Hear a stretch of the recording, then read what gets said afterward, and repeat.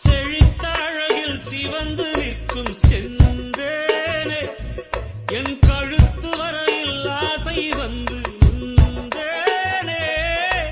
வெறித்த கண்ணால் கண்கள் விழுங்கும் பெண்மானே உன் கனத்த கூந்தலில் காட்டுக்குள்ளே காணாமல் நான் போனேனே இருதயத்தினுள்ளே ஓலை ஒன்று கோதிக்க எந்த மூடி போட்டு